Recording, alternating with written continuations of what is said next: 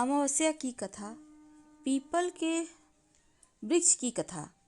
एक बार माता लक्ष्मी और उनकी छोटी बहन दरिद्रा श्री विष्णु जी के पास गईं और उनसे बोली, सारे जगत के पालनहार, कृपया हमें भी कहीं तो रहने का स्थान दो। तब श्री विष्णु भगवान ने कहा, आप दोनों पीपल के वृक्ष पर वास करो। इस तरह वे दोनों बहनें पीपल के वृक्ष में रहने लगी, क्योंकि पीपल को भी विष्णु भगवान से वरदान प्राप्त है कि जो व्यक्ति शनिवार को पीपल की पूजा करेगा उस पर माँ लक्ष्मी की अपार कृपा रहेगी और उसके घर का ऐश्वर्य कभी नष्ट नहीं होगा। रविवार को पीपल की पूजा नहीं की जाती, क्योंकि जब विष्णु भगवान ने माँ लक्ष्मी से विवाह करना चाहा तो लक्ष्मी माता ने मना कर दिया था, क्योंकि उनकी बहन दरिद्रता का विवाह नहीं हुआ था। दरिद्रता के विवाह के उपरांत ही वह श्री हरि विष्णु से विवाह कर सकती थी। उन्होंने दरिद्रता से पूछा वो कैसा वर पाना चाहती हैं, तो वह बोली कि वह ऐसा पति चाहती है जो कभी पूजा पाठ ना करे और उसे ऐसे स्थान पर रखे जहाँ कोई भी पूजा पाठ ना करता हो। तब श्री विष्णु भगवान ने उनके लिए ऋषि नामक वर चुना और दोनों विवाह सूत्र में बंध गए। अब दरिद्रता की शर्तानुसार उन दोनों को ऐसे स्थान पर वास करना था जहाँ कोई भी धर्म कार्य ना होता हो।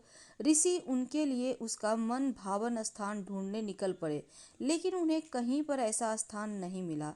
दरिद्रता उनकी प्रतीक्षा में विलाप करने लगी और वहां श्री विष्णु भगवान ने पुनः लक्ष्मी जी के सामने विवाह का प्रस्ताव रखा।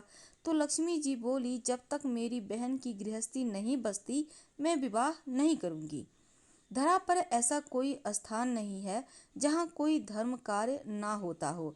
उन्होंने अपने निवास स्थान पीपल को रविवार के लिए दरिद्रता और उसके पति को दे दिया।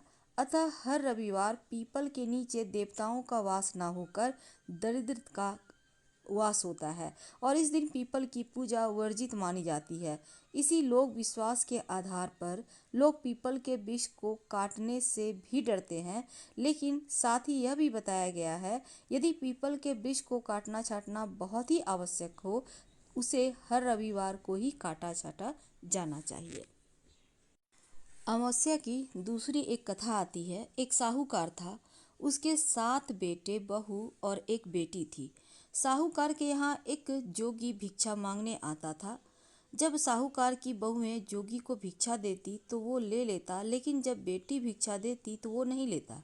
कहता कि तू अभागी है, तेरे हाथ से भिक्षा नहीं लूंगा। उसकी यह बात सुन सुनकर बेटी सूख कर काटा हो गई।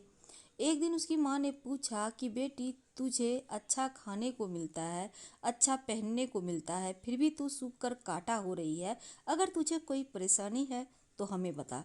बेटी बोली, माँ, हमारे यहाँ जो जोगी भिक्षा मांगने आता है वो भाभीियों से तो भिक्षा ले लेता है, लेकिन जब मैं भिक्षा देने जाती हूँ तो कहता है तू अभागी है, तेरे हाथ से भिक्षा नहीं लूंगा।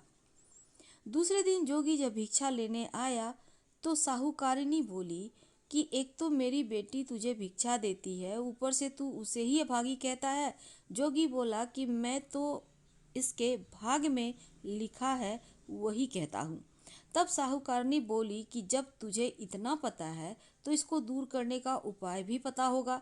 वह बोला कि उपाय तो है पर बहुत कठिन। वह बोली कि तू बता, मैं अपनी बेटी के लिए कुछ भी करने को तैयार हूँ। तब जोगी बोला कि सात समुद्र के पार एक शोभा धोबिन रहती है, वह अमावस्या का व्रत रखती है और वो ही इसे सुहाग दे सकती है, अन्यथा जब इसकी शादी होगी तब इसके पति को फेरों में सांप डस लेगा और ये उसी रात विधवा हो जाएगी। इतना सुनना था कि वह उठी और अपने बेटों को यह बात बताई। साथ चलकर शोभा धोबन को ढूंढने के लिए कहा। सबने एक एक कर मना कर दिया तो वह अपनी बेटी को लेकर चल पड़ी शोभा धोबन को ढूंढने। चलते चलते समुद्र के किनारे तक आ पहुंची और सोचने लगी अब आगे कैसे जाएं, इतना विशाल समुद्र कैसे पार करें। वहाँ एक बड़ का पेड़ था, वहीं दोनों माँ बेटी बैठ गई। उस पेड़ के ऊपर एक हंस का जोड़ा रहता था और नीचे पेड़ की जड़ में एक सांप रहता था। जब हंस का जोड़ा दाना चुगने जाता तो सांप हंस के बच्चों को खा जाता था। हंस उसे देख नहीं पाते थे। एक दिन भी सांप हंस के बच्चों को खाने के लिए पेड़ पर एक दिन चढ़ रहा था और हंस के बच्चों की आवाज़ सुनकर माँ बेटी ने देखा कि सांप हंस के बच्चों को खाने जा रहा है। उन्होंने सांप को मार दिया और शाम को जब हंस का जोड़ा आया तो उन्होंने माँ बेटी को वहाँ बैठा पाया। सोचा कि ये ही मेरे बच्चों को मार देते हैं और जैसे ही वे उन माँ बेटी को मारने को तैयार हुए कि पेड़ पर से बच्चों की आवाज़ सुनाई दी। उन्होंने देखा कि हमारे बच्चे तो जिंदा हैं। अब बच्चों ने उन्हें सारी बात बताई कि कैसे माँ बेटी ने उनकी जान बचाई है। हंस ने उन्हें धन्यवाद दिया, उनका यहाँ आने का कारण पूछा। माँ ने सारी बात कह दी और बोली, हम यहाँ तक तो आ गए पर समझ में नहीं आ रहा आगे कैसे जाएं। तब हंस बोले कि आप हमारे ऊपर बैठ जाओ, हम आपको समुद्र पार पहुँचा देते हैं। इस तरह दोनों समुद्र पार पहुँच गई। उसने शोभा धोबन का घर ढूंढ लिया। अब वह सवेरे जल्दी उठकर शोभा धोबन के घर का सारा काम करने लगी। खाना बनाना, झाड़ू पोछा, पानी भरना, कपड़े धोना। शोभा धोबन के 7 बेटे बहू थे। उसकी बहू बहुत कामचोर थी। काम को लेकर वे आपस में बहुत झगड़ा करती। लेकिन इधर कुछ दिनों से शोभा धोबन देख रही थी कि सब बिना झगड़ा किए सारा काम कर लेती हैं। एक दिन उसने बहुओं से पूछा कि क्या बात है, आजकल तुम सब मिलकर खुशी खुशी सारा काम कर लेती और झगड़ा भी नहीं करती। इस पर उसकी सब बहुओं ने मना कर दिया कि हम तो बहुत दिनों से काम करते ही नहीं हैं। तब उसने सोचा कि जब मेरी बहुएं काम नहीं करती है तो फिर वह कौन है जो मेरे घर का काम करता है, ये तो मालूम करना होगा। दूसरे दिन वह सुबह जल्दी उठी और उसने देखा एक औरत एक लड़की घर का सारा काम करके वापस जा रही है। तो उसने उन दोनों को रोका और पूछा कि तुम कौन हो और मेरे घर का काम क्यों कर रही हो। तब साहूकारनी ने बताया कि मेरी यह लड़की है, लेकिन इसके भाग में सुहाग नहीं है और तुम अमावस्या का व्रत और पूजा करती हो। एक तुम ही हो जो मेरी बेटी को सुहाग दे सकती हो, इसीलिए हम तेरे घर का सारा काम करते हैं। इस पर शोभा धोबन ने कहा, ठीक है, तुमने इतने दिन मेरे घर का काम किया है, मैं तेरी बेटी को सुहाग जरूर दूंगी। जब तेरी बेटी की शादी तय हो जाए तो उसके पीले चावल समुद्र में डाल देना, मैं शादी में पहुंच जाऊंगी। दोनों माँ बेटी अपने घर चली आई। जब लड़की की शादी तय हुई तो माँ ने समुद्र में पीले चावल डाल दिए। शोभा धोबन जब अपने घर से रवाना होने लगी तो बोली कि मेरे जाने के बाद यदि घर में कुछ भी टूटता फूटता है, जैसे हो वैसे ही रहने देना, मेरे आने तक तुम लोग कुछ भी मत करना। अपने घर वालों को यह हिदायत देकर वह साहूकार की बेटी की शादी में शामिल होने के लिए रवाना हो गई। जब साहूकार की बेटी के फेरे हो रहे थे तब सांप ने दूल्हे को डस लिया। अब सब रोने धोने लगे।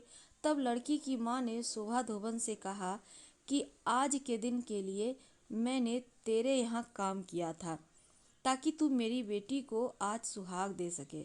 शोभा धोबन ने कहा कि तू चिंता मत कर। वह उठी, दूल्हे के पास गई और अपनी मांग में से सिंदूर लिया, आँख में से काजल और छोटी अंगुली से मेहंदी ली, दूल्हे के छींटे दिए और बोली कि आज तक मैंने जो अमावस्या की व्रत की उसका फल साहूकार की बेटी को जाना और आगे जो करूँ वह मेरे धोबी को जाना।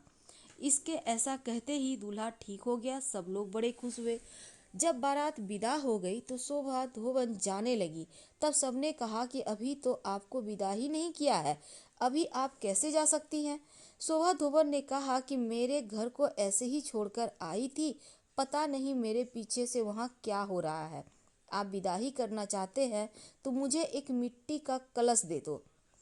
कलश लेकर वह घर के लिए रवाना हो गई। रास्ते में अमावस्या आई। उसने कलश के 100 टुकड़े किए, पीपल की पूजा की और परिक्रमा करके बोली, भगवान, आज से पहले जो अमावस्या की उसका फल साहूकार की बेटी को दिया, आज जो मैंने अमावस्या की उसका फल मेरे पति को देना। फिर कलश के टुकड़ों को गड्ढा खोदकर गाड़ दिया और घर के लिए चल दी।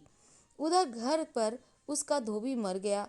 सब धोबन का इंतजार कर रहे थे क्योंकि वह कहकर गई थी, मेरे पीछे से तुम लोग कुछ भी मत करना। जब वह घर पहुंची तो देखा उसका धोबी मरा पड़ा है, सब लोग रो रहे हैं।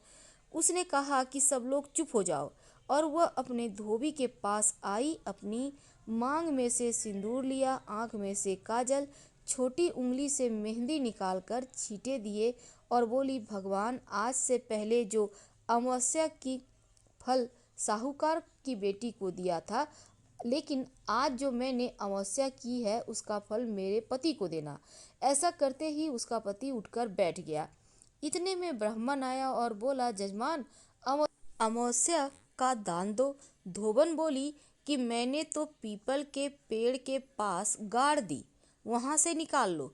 ब्राह्मण ने वहां जाकर देखा तो सोने की 108 मोहरें हो गई। पूरे गांव में ढिंढोरा पिटवा दिया कि अमावस्या का व्रत पूजा जो करेगा, दान देगा, उसकी सारी कामना पूर्ण होगी।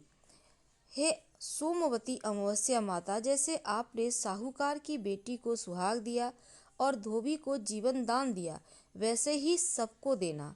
कहने वाले को, सुनने वाले को, हुंकारा भरने वाले को, सबका अगर घटती हो तो पूरी करे, पूरी हो तो मान रखना।